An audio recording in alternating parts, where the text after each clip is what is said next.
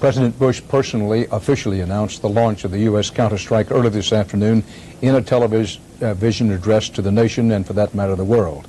For more on that, we go live to CBS News White House correspondent John Roberts. John? Dan, shortly before today's attacks commenced, President Bush told his closest aides in the Oval Office he gave the Taliban ample notice of his demands and fair warning. They chose not to heed it. None of these demands were met.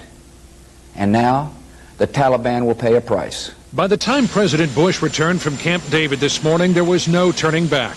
A final offer from the Taliban to try bin Laden before an Islamic court brought a sharp rebuke from the White House. What part of non-negotiable does the Taliban not understand, said the president's spokesman. Within a half an hour of the first bomb hitting home, the president was on television, explaining to the world what was happening.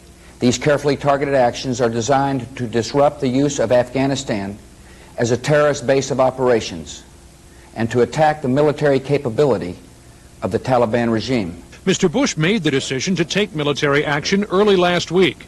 He consulted last night with congressional leaders about the impending strikes. Today with world leaders, including Russian President Vladimir Putin, who offered his full support. The president sought to defuse attempts by bin Laden to make this a clash of civilizations, declaring America was a friend to the Afghani people. In his address to the British people, Prime Minister Tony Blair made it clear the enemy is not Afghanistan, but its Taliban rulers. This, of course, is a moment of the utmost gravity for the world.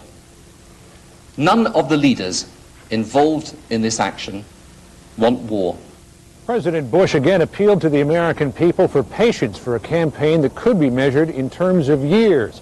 And responding to the possibility of more attacks against the United States, the administration stepped up security today, closing a street in front of the State Department in Washington, moving the vice president to a secure location away from the White House. Dan? At the White House, John Roberts. For America and American allies around the world, the military counterstrike means that an already heightened sense of alert suddenly got a lot higher. Jim Stewart is on security detail. Few U.S. officials think Osama bin Laden has another attack as massive as September the 11th up his sleeve, but even fewer doubt that he will move as quickly as he can to disrupt the U.S. bombing campaign.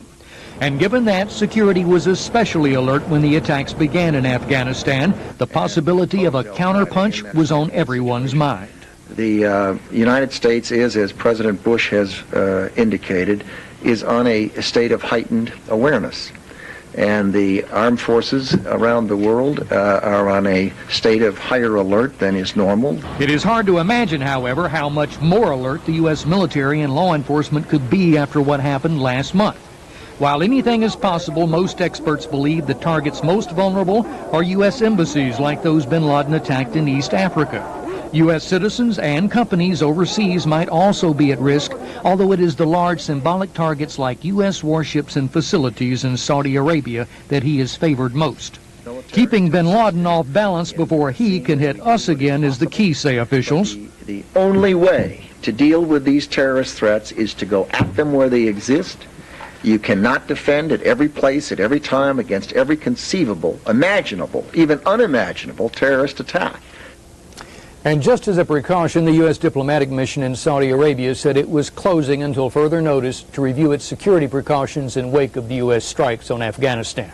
Dan? Jim Stewart live in Washington. Still to come on tonight's special edition of the CBS Evening News.